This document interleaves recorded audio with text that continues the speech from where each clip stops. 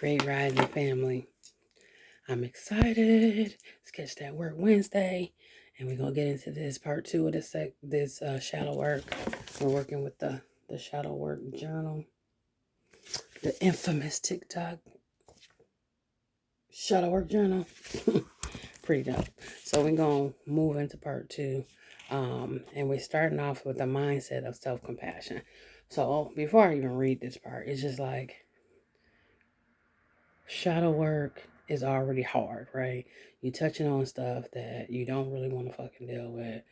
Shit that is traumatic and traumatizing, and some of it you might have repressed and it's resurfacing, and now you got to deal with it, right?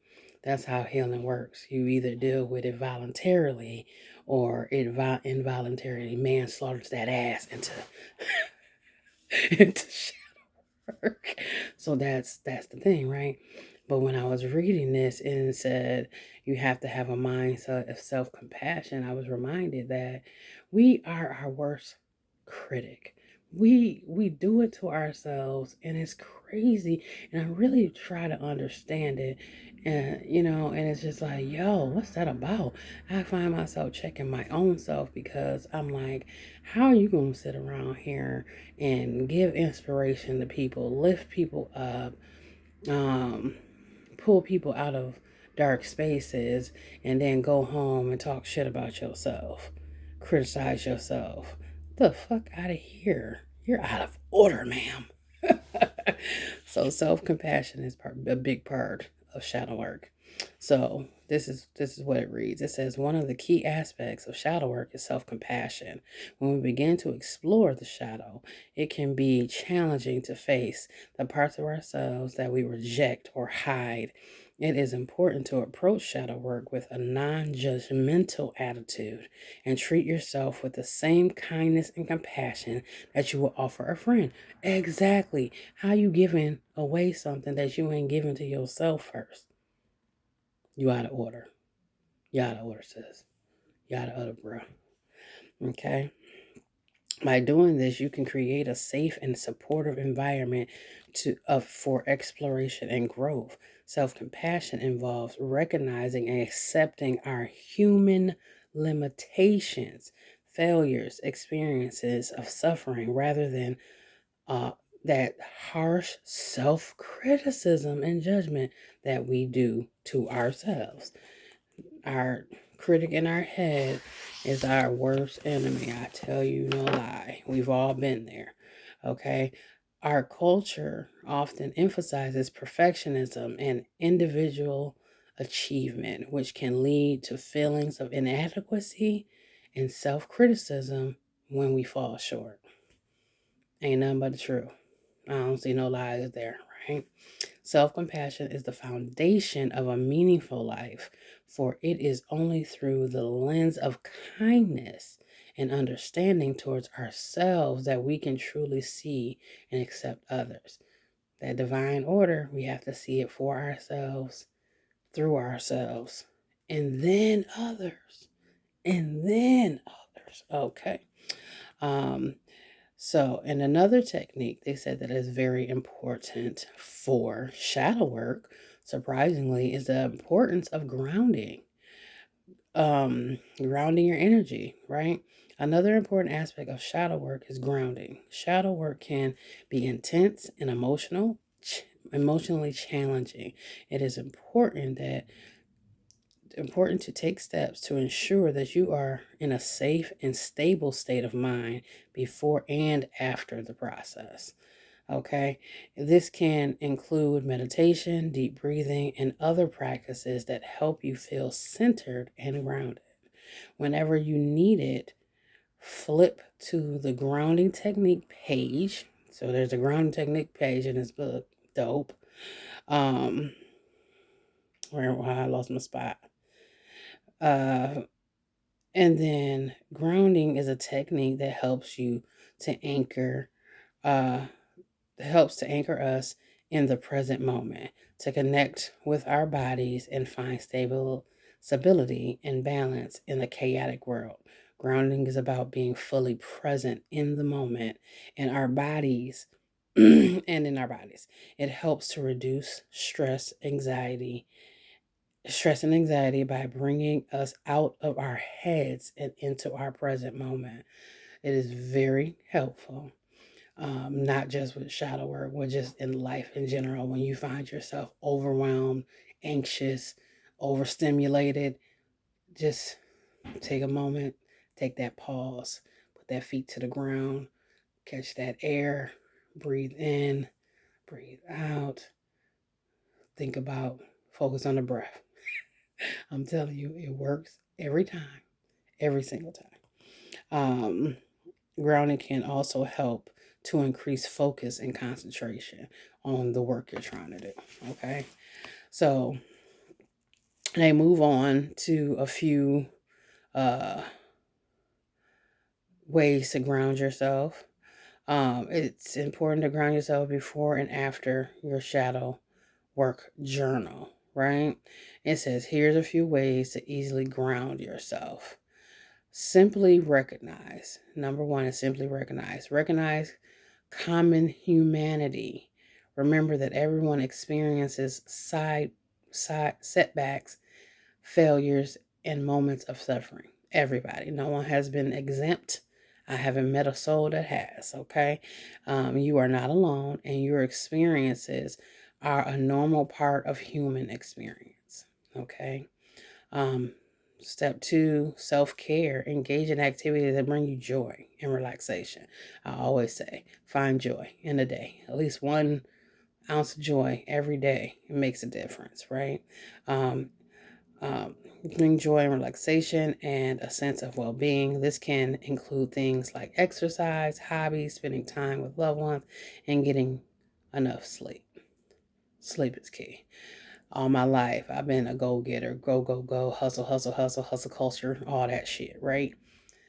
It wasn't until after I hit 40, a bitch was taking naps. And I don't know if that was that 40 dip. You know, they say after 40 things change. I don't know what happened, but I was done. And when my body say, lay that ass down, yes sir, yes ma'am, it's laying that ass down. Okay, number three is affirmations. Using positive affirmations that can help to reduce stress and increase feelings of well-being. There are so many daily affirmation videos you can watch. You can buy oracle cards. You can there's so much. There's so many apps. I like the Balance app for meditation. I don't own rights to it. It's a good app. I like it. There's so many others. So many others. Um, and then there is number four is sensory stimulation, where you engaging our senses through activities such as walking in nature, smelling essential oils, or eating a nourishing meal that can help bring us back to the present moment. And number five, of course, deep breathing. Take slow, deep breaths to help us calm ourselves, our mind, and reduce our stress. Those are some techniques of grounding while you're doing this shadow work process. So this is the interesting part. Interesting. How to spot your shadow self. Okay. Spotting your shadow self often begins with noticing your triggers, recognizing patterns in your behavior and life experiences, and understanding your projections. Okay. Number one, noticing your triggers. Triggers are emotional responses. You hear that word, emotional responses, something that promotes a emotional response in you, whether good or bad. Yeah, if it you got when you catch that thing and you got a response, most of the time it's a negative emotional response. You need to take a step back and sit with that and like, what was that about? Especially when you're not really sure. But let's read what they say. Triggers are emotional responses that are often intense and seemingly disproportionate to the situation at hand. There are indicators that a part of you, often a shadow aspect, feels threatened or hurt. When you're triggered, it can feel as if you're reacting automatically without conscious choice. Okay, these triggers are are valuable clues pointing towards your underlying unresolved issues or shadows. To spot your triggers, take a step back and objectively look at the situation that caused you to react intensely. Is there a common theme or factor? It could be a word, an action, a type of person, or even a place that repeatedly causes an emotional upheaval in you. Yo, listen, triggers are real as fuck. As fuck. Um, and like I said, when you notice something and you like go off the wheel, go off the handle with it, and it wasn't even that deep, take a moment to sit with that and understand like you were triggered by something, someone, you know, and you really have to, dig into that. That's a shadow aspect of yourself that needs attention. That's something saying, I need attention here. This still bothers me. Let's figure this out. For me, anytime there is uh for me, like one of the my biggest triggers is I'm always see this is how I know it's a trigger for me. I always have enough. I always have what I need, and I thank God for that completely. Um, but when there is strain on my finances, I am completely fucking triggered. I shut down and I get into workaholic mode and I want to take on 2, 3 jobs and because poverty for me is a trigger. I grew up impoverished and I've been through a lot of things and didn't have a lot of things and I ain't doing that. I ain't going back. So that is a trigger for me. Not being able to do what I want to do because limited finances is a trigger for me. I ain't going backwards. I ain't doing it. I know that catches people too. So okay. So another number 2 um, is recognizing the patterns. I am big on patterns. You can say what the hell you want, but I'm going to watch some actions. And if this happens and this happens and it keeps happening, that's your pattern. And we going to fix that. That's how I learned how to check myself. Okay, you've done this before. We ain't doing this again. Let's fix that. Okay. Patterns are repetitive behaviors that may not serve you, but seem hard to break free from. They often manifest in our relationships, choices, reactions, or habits. These patterns can be a sign of a shadow self that is trying to make its presence felt. Recognizing these patterns involves self reflection. Consider the common thread in your past experiences, relationships, and reactions. Are you repeatedly drawn to similar type of relationships? Come on now. That's one of the big ones. You keep getting in the same relationship, same type of person, over and over again, thinking something gonna change, something gonna be different. Stop it. Resolve it, because no. um, uh, are you really drawn to the similar type of relationships or situations, only to experience the same outcomes? Sis, bro. Okay. I ain't gonna say nothing else. Do you often react the same way even when you wish you didn't? These repetitive patterns might indicate areas where shadow work can be beneficial. All right? Absolutely. Number three is understanding projections. Projections are aspects of ourselves that we unconsciously place onto others. These can be qualities that we both admire and detest. When we have a strong emotional reaction to someone else's behavior or qualities, it often signifies a disowned part of ourselves, a shadow aspect. This is so freaking true because I have literally ended relationships with people because they just, uh, like, uh, okay, like, I don't, it was like, it was too close to an old version of me, and I just couldn't. I just could not. Got to, no, no, no, no, no. I couldn't do it. I couldn't do it. And literally, like, completely cut them off. I couldn't take it.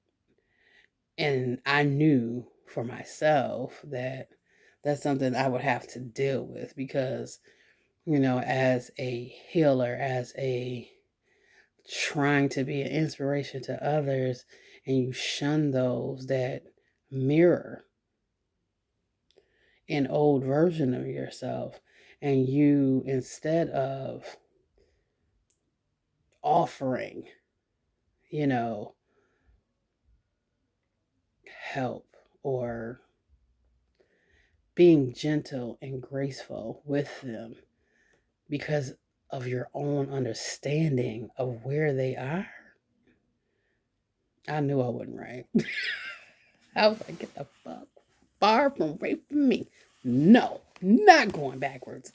Yeah. So that just let me know that I wasn't quite done healing in that area. Okay.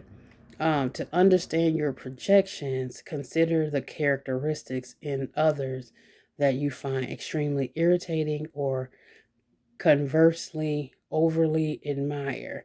Then ask yourself if these traits could be a part of yourself that you have disowned or idolized.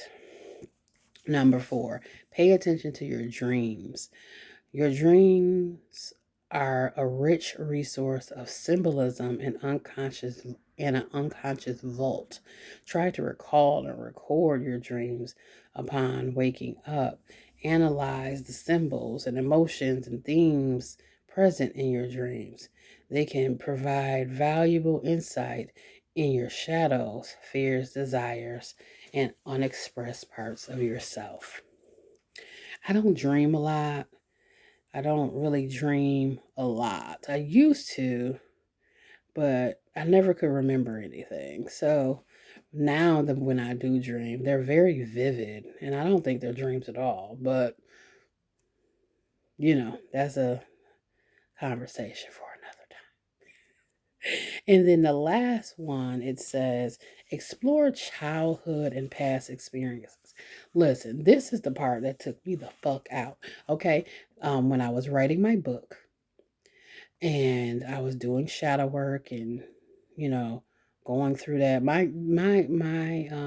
book about my life was like me tapping into all the shadow that I could remember.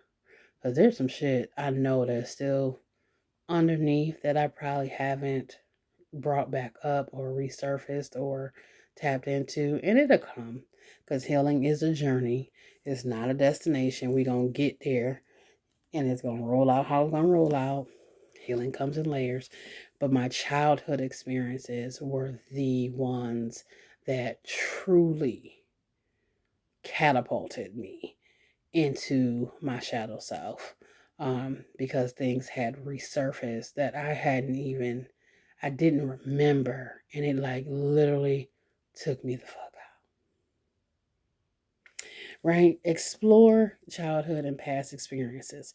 Reflect on your childhood, family dynamic, and significant life events.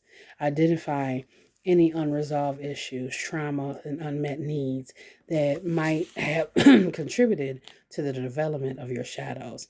Exploring these experiences with compassion and curiosity can lead to a profound healing and integration. Yeah, absolutely. Um,